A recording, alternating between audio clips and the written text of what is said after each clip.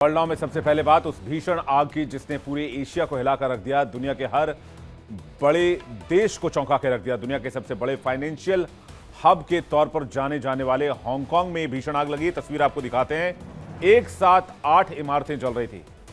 तस्वीरें आपको बड़ी स्क्रीन पे दिखाते हैं किस तरह से ये इमारत जो है वो गगनचुंबी इमारत, पूरी की पूरी इमारत आग की लपटों में आ गई। हांगकांग के ताई पो शहर की तस्वीर आप देख रहे हैं, किस तरह से पूरी इमारत धू धू करके जलती हुई नजर आ रही है।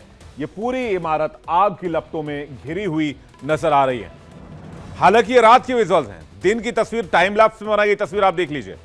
ये सिर्फ टाइम लैप्स तकनीक से बनाया गया है जिसमें तस्वीर को फास्ट फॉरवर्ड करके दिखाया गया। अब देखिए ये तस्वीर, आप आग की इस तस्वीर को देखकर बेशक आपका दिल दहल जाएगा।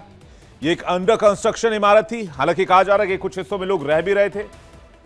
हांगकांग के ताइपो शहर में एक बड़े रिहायशी कॉम्प्लेक्स की तस्वीर आप इस वक्त देख रहे हैं। जरा फुल स्क्रीन तस्वीर हम आपको दिखाते हैं। इस हादसे में अब तक 55 लोगों की जान जा चुकी है, 15 लोग घायल हैं और इसके अलावा 257 से ज्यादा लोग लापता हैं। कई सोर्सेस तो 300 लोगों के लापता होने की बात कह रहे हैं। हांगकांग में पिछले 3 दशकों में यह आग का सबसे भयानक तांडव है। आग की विनाश लीला, अब से पहले शायद आपने ऐसी तस्वीरें नहीं देखी होंगी जिसमें पूरी की पूरी इमारत जल रही हो, कॉम्प्लेक्स में मौजूद हर घर आग की चपेट में हो। आग इतनी तेजी से फैली कि कई टावर पल भर में धुएं और लिफ्टों से घिर गए। आग घरों से बाहर निकल रही है जैसे कोई ज्वालामुखी फट पड़ा हो। आसमान छूती आग की एक लपटें खौफ पैदा कर रही हैं। दहकते शोलों की जो तस्वीरें सामने आई हैं, इनमें धुएं के गुबार, आग की लपटें, उनको काबू करने में जुटे फायर फाइटर्स और अफरा तफरी के माहौल को देखा जा सकता है। आग की ये लपटें कई किलोमीटर दूर तक दिखाई दी। कई घंटे के बाद भी आग को पूरी तरीके से कंट्रोल नहीं किया जा सका है। अब तक सिर्फ एक इमारत में लगी आग को काबू किया जा सका है।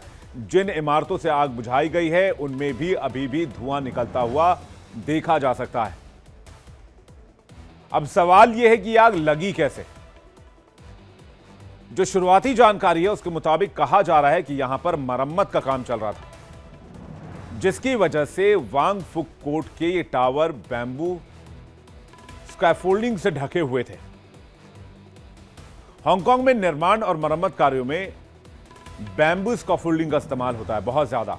आपने देखा होगा कि इमारत के बाहर,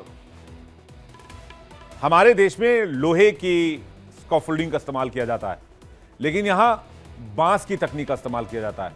आज भी अगर भारत के, अपने देश के अंदर दूर दराज के गांवों में जाएंगे, छोटे शहरों में जाएंगे, तो आज भी छोटे शहरों में स्टील रॉड की जगह, आयरन रॉड की जगह बांस का ही इस्तेमाल होता है। और हांगकांग में भी इसी बांस का इस्तेमाल हो रहा था, जो तस्वीरें इस वक्त आप देख रहे हैं। और यही आग की सबसे बड़ी वजह बताई जा रही है। आग की शुरुआत इमारत के बाहर से हुई। तेज हवा और जलते हुए बांसों की वजह से, बैम्बू की वजह से लपटें तेज हुई और एक इमारत से दूसरी इमारत तक फैलती चली गई। और आग ने इतना भयंकर रूप ले लिया कि पूरे के पूरे टावर को जला डाला। ताइपो इलाके में वांग फुक कोर्ट का एक हाउसिंग कॉम्प्लेक्स है। यह हाउसिंग कॉम्प्लेक्स कुल 8 इमारतों का कॉम्प्लेक्स है और हर बिल्डिंग में 35 मंजिला इसे बनाया गया है। इसमें करीब 2000 घर बनाए गए हैं और करीब 4600 लोग यहां रहते हैं, जिनमें से 40% 65 साल से ऊपर के बुजुर्ग थे। यहां इमारतों के बीच की दूरी भी मामूली है और स्कैफोल्डिंग पर लगे हरे नेट से आग जो है वो तेजी से दूसरे ब्लॉक्स में फैलती चली गई। और एक दूसरे से ये ब्लॉक्स चूंकि कनेक्टेड थे तो ये आग पूरे कॉम्प्लेक्स में फैल गई। धुआं इतना घना था कि लोगों को सांस में तकलीफ होने लगी। कई लोगों को बचाया गया, लेकिन कई लोग अब भी लापता बताए जा रहे हैं। आग बुझाने के लिए 1200 दमकल कर्मी, 1000 पुलिस कर्मी और 26 रेस्क्यू रिलीफ टीमें लगाई गई हैं। हांगकांग के दमकल विभाग ने इस आग को इमरजेंसी के लेवल 5 अलार्म की कैटेगरी में रखा, जो सबसे गंभीर कैटेगरी माना जाता है। इस आग की वजह से बिल्डिंग के अंदर तापमान इतना बढ़ गया कि फायर फाइटर को ऊपर की मंजिलों तक पहुंचने में भारी दिक्कतों का सामना करना पड़ा। वहीं बांस का पिघला हुआ हिस्सा और मलबा लगातार नीचे गिर रहा था, जिससे बचाव दल के लिए खतरा लगातार बढ़ रहा था। हालात इतने गंभीर थे कि कई टीमों को टावर के ऊपरी मंजिलों तक पहुंचाना संभव ही नहीं हो पाया। अंदर तापमान इतना ज्यादा था कि दमकल कर्मियों को पीछे हटना पड़ा। कई लोग अपने घरों में फंसे रह गए, जिन्हें निर्देश दिया गया कि वो दरवाजों और खिड़कियों को बंद कर गीले कपड़े और टेप से सील कर दें। हालांकि फायर सर्विस ने बताया कि अब तक करीब 90% लोगों को सुरक्षित निकाल लिया गया है। हादसे के बाद कई सड़कों को बंद किया गया और इलाके को नो फ्लाइंग जोन भी घोषित किया गया। 2000 अपार्टमेंट वाले हाउसिंग एस्टेट में अगर आग पकड़ जाए तो क्या होता है, इससे ज्यादा बड़ी तस्वीर नहीं हो सकती, इससे ज्यादा बड़ा उदाहरण नहीं हो सकता। इस पूरे घटनाक्रम ने हांगकांग को दहला कर रख दिया। हांगकांग के हाउसिंग सोसाइटी आमतौर पर छोटे और घने फ्लैट्स के लिए जाने जाते हैं, जहां इमारतों के बीच दूरी मामूली होती है। इसी घनत्व के कारण घटना में बड़ी आबादी प्रभावित हुई। हांगकांग सरकार ने कहा कि वांग फुक कोर्ट कॉम्प्लेक्स में लगी आग के बाद अस्थायी शेल्टर खोले गए हैं। ये शेल्टर वांग फुक कम्युनिटी हॉल और तुंग चेओंग स्ट्रीट लेजर बिल्डिंग में बनाए गए हैं। इसके अलावा अस्पताल में एक हेल्प डेस्क बनाया गया है ताकि लोगों को मदद और जानकारी दी जा सके। सरकार ने कहा कि ताई पो जिला कार्यालय हालात पर नजर रखे हुए है और जरूरत पड़ने पर और शेल्टर खोले जा सकते हैं। लेकिन सवाल यह कि घटना हुई क्यों? माना यह जा रहा है कि इसके पीछे लापरवाही है। पुलिस ने इस मामले में भी एक्शन लेना शुरू कर दिया है, जांच शुरू कर दी गई है और 3 लोगों को अरेस्ट भी कर लिया गया है, जिनमें 2 कंस्ट्रक्शन कंपनी के डायरेक्टर हैं और एक इंजीनियर कंसल्टेंट हैं। शुरुआती जांच में पाया गया कि आग की तेजी से फैलने का सबसे बड़ा कारण बांस का मचान था। हांगकांग में आज भी बैम्बू स्कैफोल्डिंग का ही बड़े पैमाने पर इस्तेमाल होता है, जबकि दुनिया के बाकी हिस्सों में स्टील और एल्यूमिनियम मंचों का इस्तेमाल होता है। इतना हाईटेक शहर, इतना हाईटेक इलाका आज भी बांस की तकनीक पर निर्भर करता है, जो एक ट्रेडिशनल तकनीक है। हमारे हिंदुस्तान में भी कई शहर जो हैं वहां पर इस तरह की ट्रेडिशनल तकनीक अपनाई जाती है, लेकिन तो ये यूज अभी भी क्यों किया जा रहा है, इस पर एक नजर डालते हैं। कहा जा रहा है कि हांगकांग के पास चीन का एक ग्वांगडोंग प्रांत है। यहां बांस की सबसे अच्छी प्रजाति पाई जाती है। बांस का एक खंभा स्टील पाइप से 4-5 गुना सस्ता पड़ता है। वजन में हल्का होता है और मजबूत होता है। कहते हैं कि अच्छी क्वालिटी का बांस हो तो स्टील से ज्यादा ताकतवर होता है। ऊंची इमारतों पर भी बांस का मचान बनाना सुरक्षित रहता है। इसे ऊंचाई तक ले जाना, ऊंचाई तक पहुंचाना बहुत आसान माना जाता है। इसके अलावा बांस में लचीलापन होता है, इसलिए टाइफून में स्टील की तरह अचानक टूटता नहीं है, बल्कि यह वापस अपनी जगह पर आ जाता है। और हांगकांग में हर साल टाइफून आते हैं, इसलिए बांस का यह गुण बहुत काम आता है यहां लोगों के। मुश्किल जगहों के लिए इसे परफेक्ट माना जाता है। हांगकांग की पुरानी इमारतें बहुत पास पास हैं, गलियां बहुत सक्रिय हैं। बांस के पोल को हाथ से आसानी से बांधा जा सकता है, अलग अलग लंबाई के हिसाब से काटा जा सकता है, जबकि स्टील के, एल्यूमिनियम के बड़े बड़े पाइप्स को फिट करना इस लिहाज से मुश्किल होता है। हांगकांग में बैम्बू मचान की ट्रेनिंग कई पीढ़ियों से लोग लेते हुए आए। 200 से 300 मीटर ऊंचाई पर भी बांस का पूरा जाल कुछ ही घंटों में खड़ा कर देते हैं, जबकि स्टील वाले मैकेनिक्स इतनी तेजी से यह काम नहीं कर पाते हैं। और बांस रिसाइकलिंग में भी आसान है। एक बार काम खत्म होने पर बांस के पुल इस्तेमाल किए जा सकते हैं। बांस का यह मचान स्टील के मुकाबले एक बेहतर विकल्प हांगकांग के लोगों को लगता है, जिसे निर्माण कार्य में इसलिए ज्यादा से ज्यादा इस्तेमाल किया जाता है। बांस की लंबी पोलें आसानी से जोड़ी जा सकती हैं, जिसमें बड़ी इमारतों के चारों तरफ मचान जल्दी खड़ी हो जाती है। हांगकांग बांस के मचान के उपयोग के लिए दुनिया भर में मशहूर है और इसे बनाने के लिए बांस की लंबी पोलों को नायलॉन फास्टनर से बांधकर खड़ा किया जाता है। स्टील के मचान की तुलना में यह सस्ता और आसान विकल्प होता है, लेकिन अगर ड्रॉबैक यह है कि अगर आग लगी तो बांस बहुत तेजी से जलता है और अपने आसपास के चीजों को भी बहुत तेजी से राख करता है। यही वजह है कि सरकार का डेवलपमेंट ब्यूरो सुरक्षा को लेकर चिंता जताते हुए बांस के मचान के इस्तेमाल को धीरे धीरे खत्म करने की कोशिश कर रहा है। हांगकांग सरकार ने फौरन इस घटना के बाद बांस के मचान पर पाबंदी लगाने के लिए कदम उठाए हैं। कई अन्य पुराने इलाकों में फायर सेफ्टी नियमों का पुनः ऑडिट शुरू कर दिया गया है।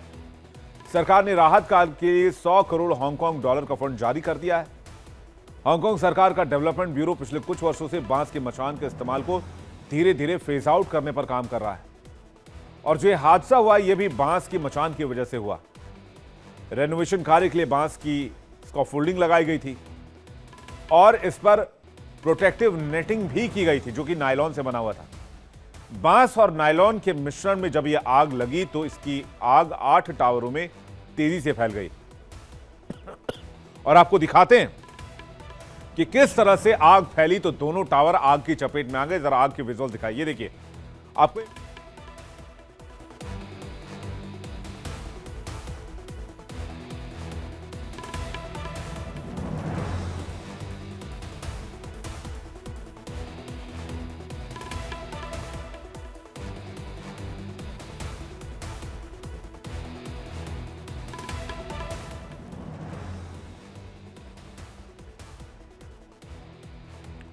हांगकांग में आगामी 7 दिसंबर को विधान परिषद के चुनाव होने हैं, लेकिन तमाम राजनीतिक पार्टियों ने आग की घटना को देखते हुए अपनी चुनावी कैंपेन को फिलहाल रोक दिया है।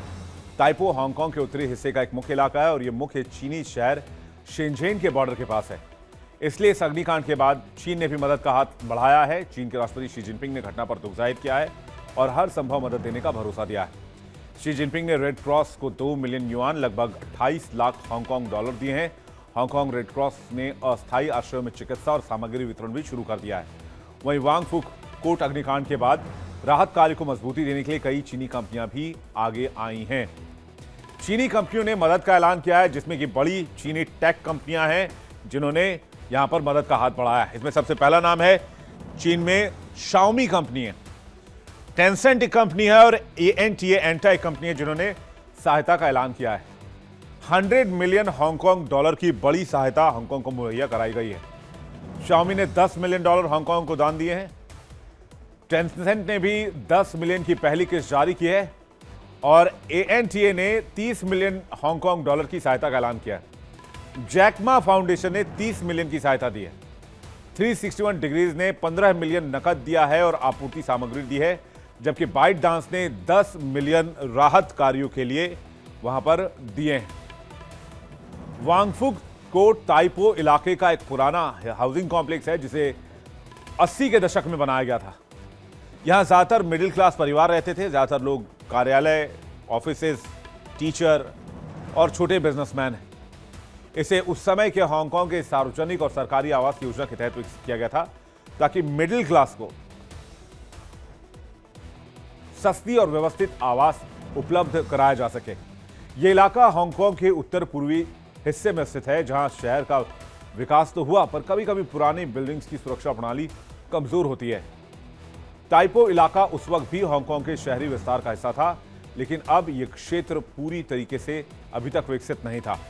इस कारण वांगफुक कोर्ट का निर्माण उस समय की तकनीक, निर्माण और सामग्री और सुरक्षा मानकों के हिसाब से हुआ था, जो आज के आधुनिक समय के लिहाज से काफी पीछे हो चुका है। हांगकांग में जो भीषण अग्निकांड हुआ वो 17 साल पहले हुए हादसे की याद भी दिलाता है। हांगकांग में नंबर 5 अलार्म वाली आग इससे पहले 2008 में कार्निवाल कोर्ट में लगी थी, जिसमें लोग तो मारे गए थे और करोड़ों का नुकसान भी हुआ था।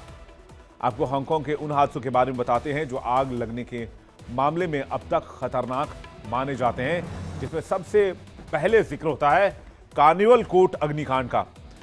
16 अगस्त 2008 को वान चाई में भीषण हादसा हुआ, जिसमें 14 मंजिला कार्निवल कोर्ट में इमारत में आग लग गई।